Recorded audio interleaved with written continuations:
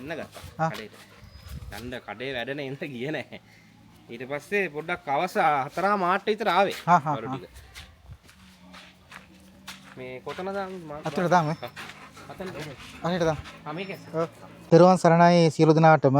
අපේ විහාරස්ථානයේ මගින් මේ දිනවල අපේ පවුල් 400ක් උදෙසා වියලිසලාක බෙදා දීමේ සත්කාරයක් සංවිධානය කරමින් යනවා. ඉතින් මේ වැඩ කටයුතු අපි ආරම්භ කරන්න දුන්නේ මීට මාසයකට වගේ ප්‍රථම.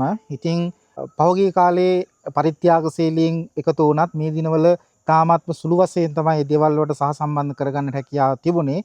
නමුත් අපිට මේ අභියෝගයන් ජයගෙන ඊ타ත්ම සත්භාවයෙන් ඉදිරිපත් වෙච්ච අයගේ සහයෝගයෙන් අපිට මේ වෙනකොට මේ වැඩ කටයුත්ත සිද්ධ කරන්න අවශ්‍ය කරන පරිසරය නිර්මාණය වෙලා තිබෙනවා. ඉතින් මේ පහුගිය දවසක අපේ මතක් කරා වීඩියෝවක් දාලා අපිට පරිප්පු සහ හාල් ටිකක් මදි කියලා. ඉතින් ඒ වීඩියෝ එක නරඹමින් අපිට කතා කරලා කිව්වා අවශ්‍ය කරන පරිප්පු ටික ලබා දෙන්නට පුළුවන් කියලා. ඉතින් පරිප්පු කිලෝ 100ක් විතර තමයි අපිට අඩුපාඩු වෙලා තිබුණේ.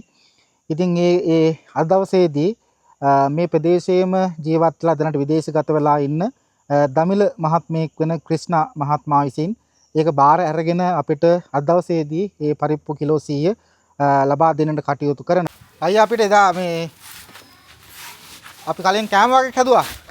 ඒකටත් උදව් කරා. ඔව් ඔව්. අර ඉර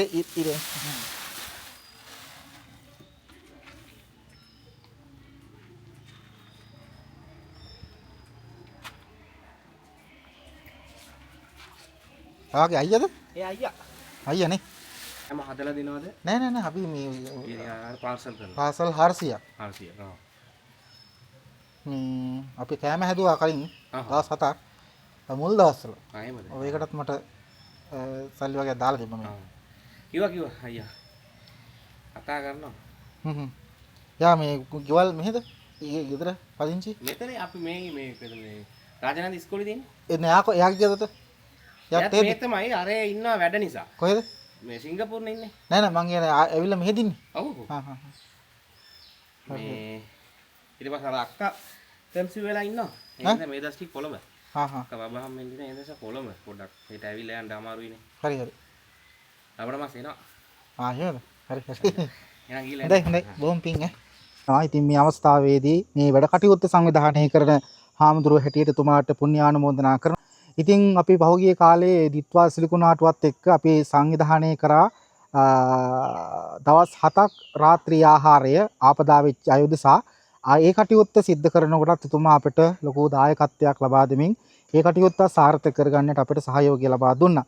ඉතින් ඒ කාරණාවත් මේ අවස්ථාවේ පුණ්‍යානුමෝදනාවක් ලෙස මතක් කරනවා.